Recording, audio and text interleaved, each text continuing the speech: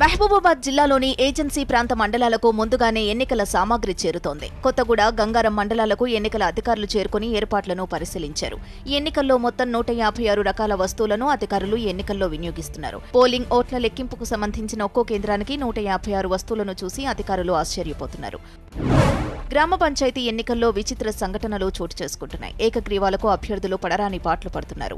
జనగాం జిల్లాలో ఓ గ్రామ పంచాయతీని ఏకగ్రీవం చేయడం కోసం అభ్యర్థులను బుజ్జగించే పర్వంలో కన్నీళ్లు పెట్టుకుంటున్నారు. ఇప్పుడు ఈ వీడియో సోషల్ మీడియాలో వైరల్గా మారింది. సిద్దిపేట జిల్లాలో మిషన్ కాకతీయ ఫలితాలు రైతులకు అందుతున్నాయి. హుస్నాబాద్ పట్టణ శివారులోని కొత్త చెరువు మిషన్ కాకతీయ పనుల్లో భాగంగా అభివృద్ధి చేయడంతో ఇప్పుడు నిండుకుండలా మారిపోయింది. ఈ చెరువు కింద ఆధారపడిన రైతులు సంతోషం వ్యక్తం చేస్తున్నారు. చెరువులో ఉన్న పూడికత తీయడం వల్ల పట్టణంలోని వర్షపు నీరు మొత్తం చెరువులో చేరింది. దీంతో కొద్దిగా వర్షాలు కురిసినా చెరువు నిండి భూగర్భ జలాలు పెరగడంతో రైతులు సంతోషం వ్యక్తం చేస్తున్నారు. మహబూబాబాద్ జిల్లా కొత్తగూడ, గంగారం మండలాల్లో మొదటి విడత ఎన్నికలకు నామినేషన్లు వేయడానికి అభ్యర్థులు తీవ్ర ఇబ్బందులు పడుతున్నారు. అభ్యర్థులు 9 పేజీలు నింపడానికి పడరాని పాట్లు పడుతున్నారు. తప్పని పరిస్థితుల్లో తప్పులు దొరలకుండా అభ్యర్థులు ముందు జాగ్రత్తగా న్యాయ నిపుణులు 2-3 విద్యావంతులతో 1-2 సార్లు పరిశీలించుకున్న తర్వాతనే నామినేషన్లు దాఖలు చేస్తున్నారు.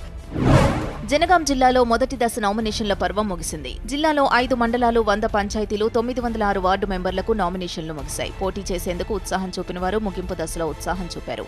ఈ అవకాశాన్ని సద్వినియోగం చేసుకునేందుకు యువత ముందుకు వస్తోంది.